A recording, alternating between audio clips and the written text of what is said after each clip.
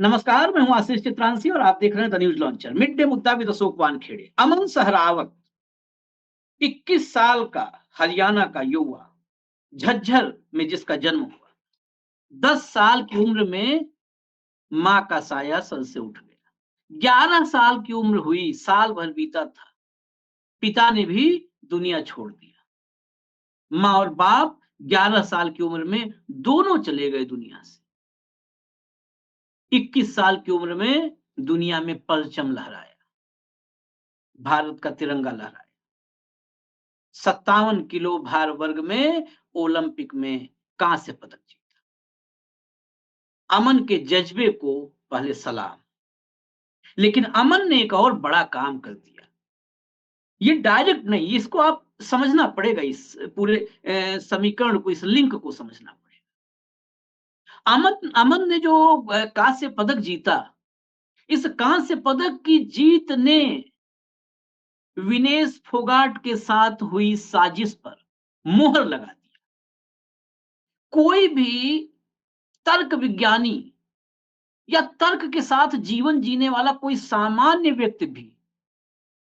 व्यक्ति पूजकों की बात नहीं कर रहा हूं, अंधभक्तों की बात नहीं कर रहा हूं, तर्क के साथ जीवन जीने वाला कोई भी व्यक्ति हो, एक बार अपने तर्क की कसौटी पर इस बात को जरूर कसेगा कि अमन के पदक ने विनेश के खिलाफ हुई साजिश पर मुहर लगाई है या नहीं लगाई।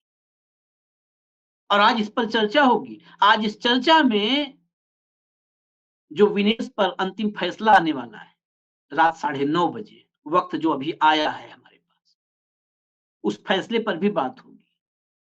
हरीश साल्वे, जिनको आईओए ने नियुक्त किया है, बात इस पर भी होगी कि कहीं कान घुमाकर तो पकड़ने की कोशिश नहीं है, कहीं विनेश की जगह किसी और को पहलवान बनाने की कोशिश नहीं है।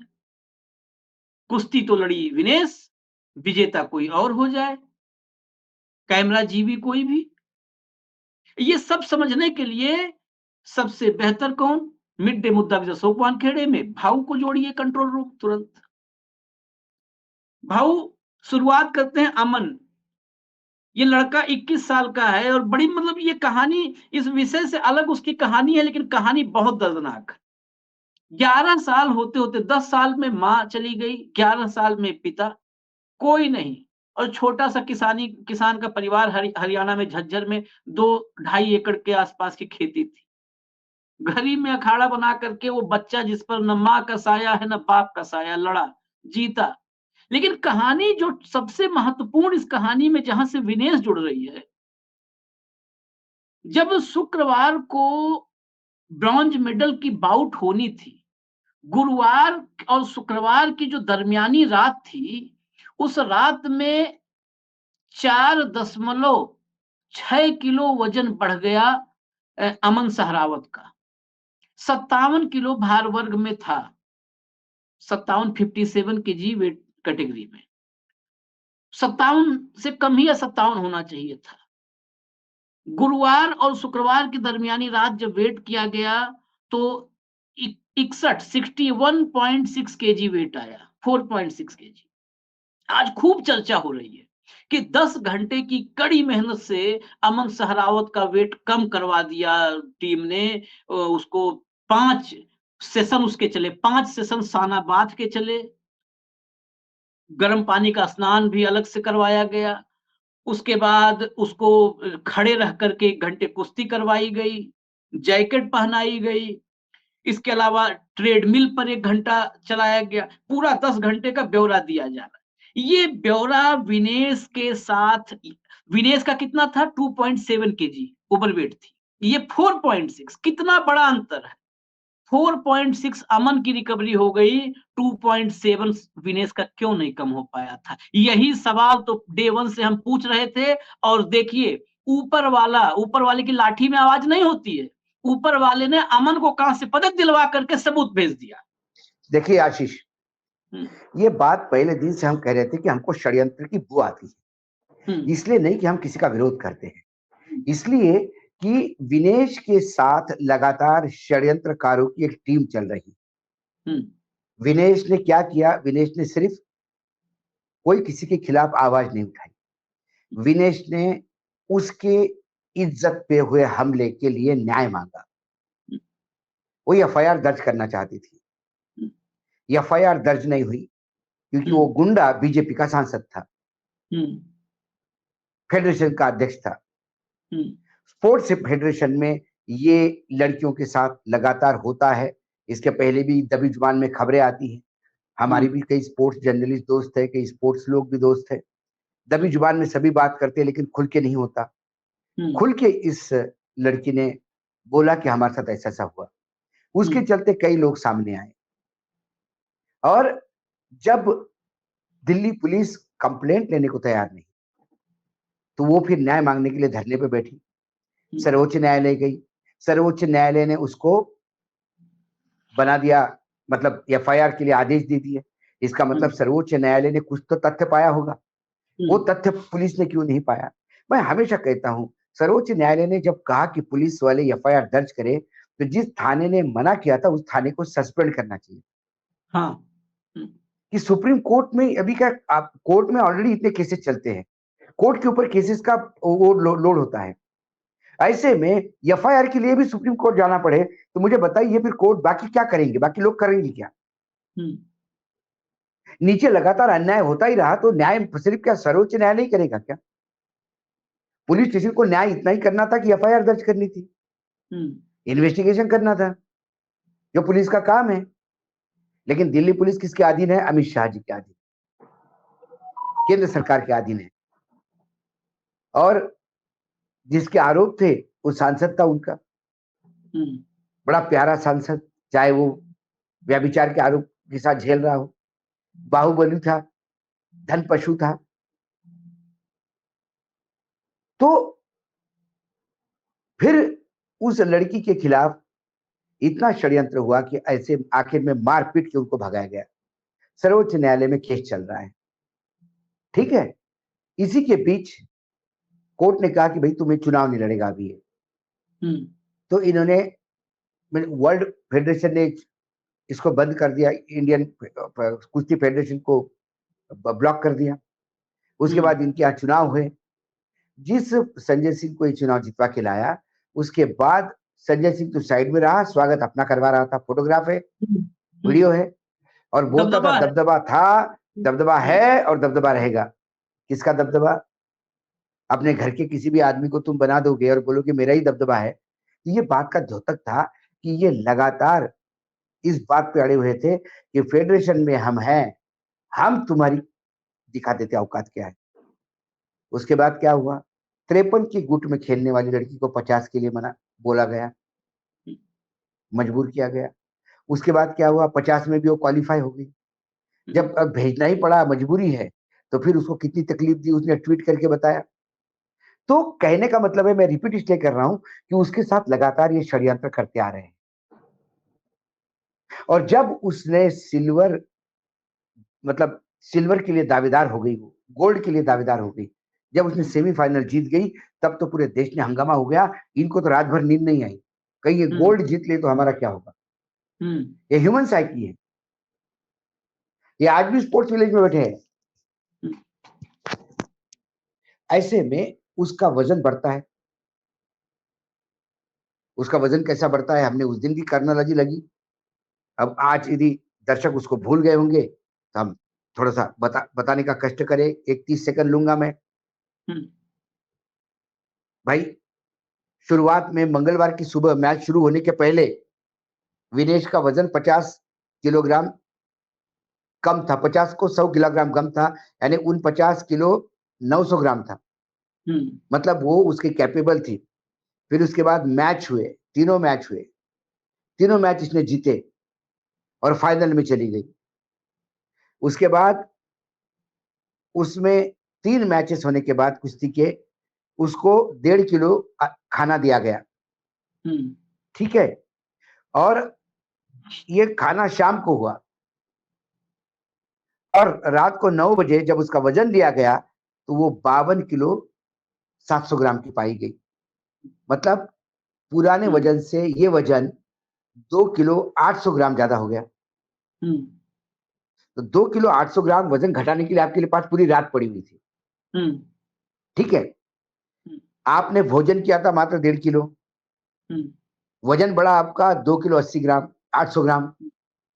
इसके मायने ये है कि आपने जो पानी पिया वो पानी रिटेन हुआ। भोजन का क्या होता है, भोजन में से जो न्यूट्रंट होते हैं वो तो शरीर ले लेता है, बाकी मल द्वारा निकल जाता है। तो भोजन तुम्हारा वजन नहीं बढ़ाता, तो वजन बढ़ाता पानी। अब पानी जितना आप पियोगे, और पानी रिटेन होता है शरीर में 2 तरह से। यदि खाने में नमक ज्यादा हो गया तो नमक पानी रोक लेता है, लेकिन वो पानी निकालने के तरीके हैं। एक तो यूरिनेट से पानी चला जाता है, दूसरा पसीने से पानी चला जाता है। यदि आपके शरीर में थोड़े नमक की मात्रा ज्यादा हो गई और पानी रोक लिया, तो फिर आप सोना बात, जैसा इसके साथ हुआ, इस पहलवान के साथ, इसके साथ हुआ, प्लेयर के साथ, उसको सोना बात करवाओ, उसको एक्सरसाइज करवाओ, उसका पसीना निकल जाता है, पानी कम हो जाता है, और वजन 4 किलो कम हो गया तो आश्चर्य नहीं है। आश्चर्य है ये 2 किलो 800 ग्राम कम क्यों नहीं हुआ। हाँ, आश्चर्य है, क्योंकि यदि आपके शरीर में एंटीकोलिनर्जिक्स दवा दी गई, गलती से पिलाई गई आपको, तो वो दवा आपके शरीर से पसीना निकलने नहीं देता है। इसीलिए जो खबरें आ रही है कि सोना बात करने के बाद भी पसीना नहीं निकल रहा था, फिर इन्होंने उसके बाल काटे, फिर इन्होंने इसे कपड़े छोटे किए, आखिर में उसका खून तक निकाला शरीर से, फिर भी 100 ग्राम, 2 किलो 700 ग्राम कम कर दिया, 100 ग्राम रह गया। इतना कुछ करने के बाद 100 ग्राम रह गया, और जो कुछ 4 किलो वजन करने के लिए किया वो भी तुम्हारे सामने है। और या 2 किलो 80 ग्राम, ये भी तुम्हारे सामने केस है। मैं अगले अगले तो मैं इसीलिए मैं कहता हूं, इस खिलाड़ी के 4 किलो वजन कम होने के बाद ने इस बात पे मोहर लगा दी कि वजन कम होता है। यदि 4 किलो होता है तो फिर 2.5 किलो क्यों नहीं। सवाल ये है। 4 किलो भी नहीं, 4.5 4 किलो 600 ग्राम। और इससे पहले, इसलिए अब हमारे पास 2 एग्जाम्पल हो गए। पहले एक था तो उस पर जोर नहीं दे रहे थे। इससे पहले मैरी कॉम, हिंदुस्तान की सबसे महान मुक्केबाज, महिला मुक्केबाज, मैरी कॉम का एक कंपटीशन में 4 केजी वेट की दिक्कत आ गई थी, बाहर होने की नौबत थी। 4 किलोग्राम कम किया था मैरी कॉम ने 6 घंटे के आसपास, 6 घंटे या 5.5 घंटे में 4 केजी कम किया था। 10 घंटे में 4.5 किलो कम किया। बस विनेश का ही 2.5 किलो नहीं कम हो पाया। सारा विज्ञान, सारी तकनीकी, सारे इंतजामात, सारी एक्सरसाइज, सारा सानाबाथ, सारा जैकेट भी आता है को पहनाने पर जो है पसीना होता है, ये सब फेल हो गया विनेश में आकर के। क्योंकि विनेश, अब यहीं से अगला सवाल ही पैदा होता है, क्योंकि कई बार सब लोग कहते हैं ब्रजभूषण ने गड़बड़ कर दिया। ब्रजभूषण, मैं अभी भी मानता हूं कि ब्रजभूषण इतना बड़ा नहीं है कि विदेश में ब्रजभूषण गड़बड़ कर दिया। ब्रजभूषण से बड़ा किसी का अहंकार है। ब्रजभूषण उसमें मुख्य किरदार ब्रजभूषण का था। लेकिन क्या होता है कि एक मुख्य किरदार का एक गॉडफादर होता है। गॉडफादर को लगता है कि मेरे चेले पर उंगली उठाओगे। और इस पे एक उदाहरण भी मैं आप देता हूं। इस दौर के लोगों में अहंकार कितना है, ये तो आप दोनों को बहुत अच्छे से जानते हैं, जो 2 महान बैठे। एक पत्रकार से जुड़ा हुआ, मैं नाम किसी का नहीं लूंगा, उत्तर प्रदेश के मुख्यमंत्री हैं। एक खबर, एक बार एक डीएम के खिलाफ खबर चली। ये बात है 2018 की। एक डीएम के खिलाफ खबर चली। चलाने वाले पत्रकार के बारे में, उनके चरित्र के बारे में कोई चर्चा नहीं करना है कि वो बड़े साफ पाक या रामनाथ गोयनका के रास्ते पर चलने वाले थे, ऐसी बात नहीं है, सब वैसे ही थे। लेकिन खबर चली। खबर चलने के बाद डीएम एक्टिव हो गई। डीएम ने उस पत्रकार पर जो है कथित पत्रकार पर मुकदमा करवाया। मुकदमा करवा के ढूंढा जाने लगा। अब वो पत्रकार एक बड़ा चैनल ऑपरेट कर रहा था उस समय। बात उसकी टीम के, बड़ा चैनल था, प्रभावी चैनल था। बात लखनऊ की टीम तक पहुंची कि भाई बात करिए महाराज जी से। महाराज जी के पास वहां के जो लखनऊ के ब्यूरो चीफ या करता धरता होते हैं, वो पहुंचे, बड़ा आसान था जाना, बड़ा चैनल था, प्रभावी चैनल था। तो महाराज जी ने कहा, उन्होंने कहा, हाँ महाराज जी ने बताओ, उन्होंने कहा ऐसा ऐसा है महाराज जी, जो भी हुआ भूल चूक उसको खत्म करिए।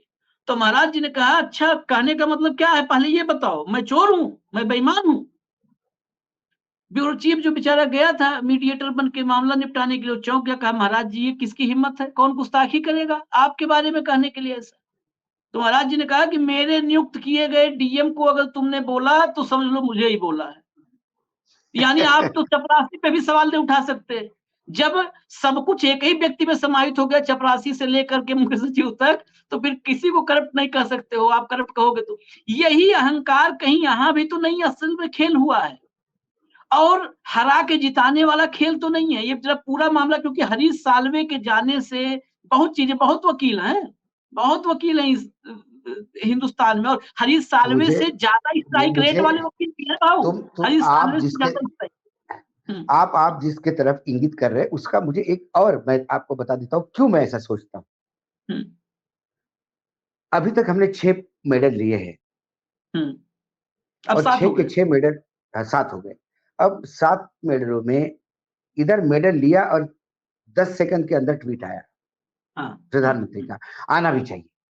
मेरे देश के अभिभावक है, पिता यदि बच्चों के पीठ पे सर पे हाथ नहीं रखेगा तो कौन रखेगा भाई?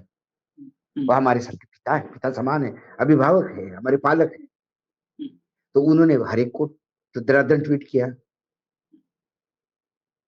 विनेश के मामले में प्रधानमंत्री का कोई ट्वीट नहीं आया जब उसने सेमीफाइनल जीता, सिल्वर तो पक्का हो गया था। क्या प्रधानमंत्री को ये मालूम था कि वजन बढ़ने वाला है, इसलिए ट्वीट नहीं किया? नहीं, आशंका एक आम सामान्य इंसान की, जो बहुत ही मंद बुद्धि वाला हूं मैं, तो उसी हिसाब से सोचता हूं। तो क्या प्रधानमंत्री को मालूम था कि ये डिस्क्वालीफाई होने वाली, जो ट्वीट नहीं किया? और प्रधानमंत्री का ट्वीट भी कब आया विनेश के मामले में? पूरे विनेश के मामले में ट्वीट तब आया जब वो डिस्क्वालीफाई हो गई। क्या ट्वीट सेमीफाइनल जीतने के बाद नहीं हो सकता था कि एक बेटी ने अब सिल्वर पक्का कर लिया है और गोल्ड के लिए मैं शुभकामनाएं देता हूं? भाऊ मैं 30 सेकंड खाली रोकूंगा। वो इतना ऐतिहासिक मसला था कि ट्वीट बनता था, हिंदुस्तान, वो सब रिकॉर्ड कायम हुआ, इतिहास था। हिंदुस्तान के, भारत के इतिहास में पहली बार कोई महिला पहलवान ओलंपिक के फाइनल में गई थी। अपने आप में वो जाते ही इतिहास बना दिया था भारत के लिए इतिहास बना दिया था विनेश ने। पहली बार कोई महिला पहलवान, मेडल तो छोड़ दीजिए आप कि क्या होता है उसी पर, कि बेटा तुमने देश का एक इतिहास आज रचा है, एक नई इबारत लिख दी। जी भाऊ, सवाल ये है। तो अब इन सारे सवालों के घेरों में जब इतने काले बादल छाए हुए हैं, उसमें फिर अब जब अपील करना था तो विनेश ने किया अपील पर्सनल लेवल पे अपने कोच के साथ।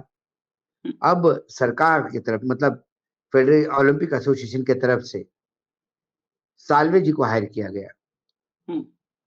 साल्वे जी बहुत बड़े वकील है, मैं उनकी वकालत की और उनकी ज्ञान की प्रशंसा करता हूँ, लेकिन वो ज्यादातर बीजेपी के लिए ही काम करते, ये भी हमने देखा। भारतीय जनता पार्टी उनका एक बड़ा क्लाइंट है, और भारतीय जनता पार्टी विनेश के खिलाफ है। ये बात मान लीजिए आप, क्योंकि विनेश के पूरे स्ट्रगल में भारतीय जनता पार्टी ने कतई कोई कहीं पर भी उसका साथ नहीं दिया। ट्रोल गैंग ने पूरी तरह से उसको ट्रोल करने का फैसला दिया। अभी भी पूरा देश जब उसके साथ खड़ा है, बड़े बड़े विज्ञापन छपते हैं, पूरा देश कह रहा है, प्रधानमंत्री स्वयं कह रहे हैं कि तुम भाई हमारे लिए चैंपियन ऑफ द चैंपियन हो। इसके बावजूद ये जो 50 पैसे और 1 रुपया वाले है सोशल मीडिया पे, वो कहते हैं कि इसने लजाया देश को, खाना खा गई ज्यादा, वजन बढ़ाया, जैसा इनकी माँ ने रसोई भेजी थी वहां। क्या बताएं, शब्द नहीं है, कई बार हमारी मर्यादाएं होती है बोलने की आशीष, लेकिन घिनौनी बात इतनी करते हैं, शर्म नहीं आती उनको। उनके लिए आज भी ब्रजभूषण नहीं वंदनीय है। तो कुल मिलाकर इतनी सारी चीजें हो रही है भाई। हरीश साल्वे का जाना, प्रधानमंत्री का ट्वीट, इंतजार करना उसका डिस्क्वालीफाई होने का और फिर ट्वीट करना, इतिहास रचने पे प्रधानमंत्री चुप रहना। और वो ट्वीट भी बहुत बाद में आया, जब सोशल मीडिया पे हंगामा मचने लगा कि इन्हीं ने करवाया, इन्होंने करवाया। तब वो लिपापोती करने के लिए था कि नमक छिड़कने के लिए था, पता नहीं, कुछ भी हो सकता है। ऐसे कई चीजें हुई है विनेश के जाने के पहले से, ओलंपिक में क्वालिफाई होने से लेके डिस्क्वालीफाई होने तक। इसीलिए वो कैनवास पे क्लीन पिक्चर पेंट नहीं होगी, वो कैनवास पे इतने छींटे पड़े हुए हैं कि उसमें जो भी पेंटिंग बनाऊंगा वो गंदी ही दिखेगी, उसमें षड्यंत्र की ही बू आएगी। इसीलिए हम बार बार कहते हैं कि विनेश के साथ जो हुआ वो षड्यंत्र हुआ। उसके बाद विनेश के ही खिलाफ उसके ही चचेरी बहन का खड़ा करवा देना,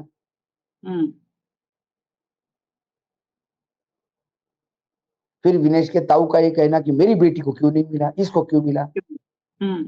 तुम्हारे बेटी को जो मिलना था उसकी किस्मत से मिल गया गुरुजी। ये समय भतीजे के लिए लड़ने का था, क्यों नहीं लड़े आप?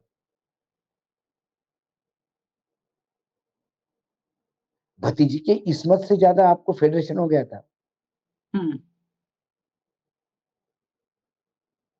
सवाल वो है। यानी अगर हरीश साल्वे जीत गए तो कहीं ऐसा तो नहीं जो आशंका आप जता रहे हैं? नहीं, यदि हरीश साल्वे जीत गए तो ये कहेंगे, नहीं, हरीश साल्वे जीत गए तो ये सब लोग टूट पड़ेंगे। अब चित्रांश और अशोक वानखेड़े सुन लो, मोदी जी मेडल लेके आ गए, जैसे मोदी जी खुद ही कुश्ती लेने गए, करने गए थे। क्राइसिस क्रिएट करके क्राइसिस सॉल्व करना, ये एक जुगाड़ू सिस्टम है। जो ये बात वही तो नहीं है, ये वही बात नहीं है बबीता ने कहा है कि आपदा पहले पैदा करो फिर आपदा में अवसर उठाओ। एग्जैक्टली, पहले आपदा करो और आपदा में अवसर उठाओ। अपने आप को श्रेष्ठ घोषित करने के लिए एक अपने बेटी के मुंह से गोल्ड छीनकर उसको सिल्वर थमा देना और कहना मैंने दिलवाया, वाह क्या मास्टर स्ट्रोक, और इसको मास्टर स्ट्रोक कहा जाएगा।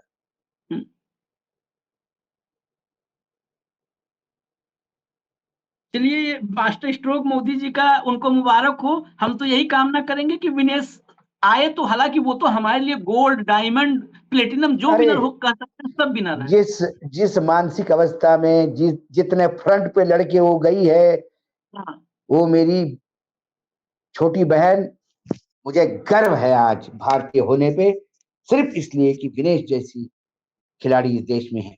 मुझे इसलिए गर्व नहीं है कि नरेंद्र मोदी जी प्रधानमंत्री, वो डिबेटेबल सवाल है, लेकिन मुझे गर्व इसलिए है विनेश जैसे खिलाड़ी इस देश में है, जिसने विश्व के प्रसिद्ध पहलवानों को चने चबवा दिया नाक को। मैं सैल्यूट करता हूँ उस मेरी छोटी बहन। चलिए, अमन को भी बधाई, उस जिस संघर्ष से वो बच्चा झज्जर से निकला उसको भी बधाई।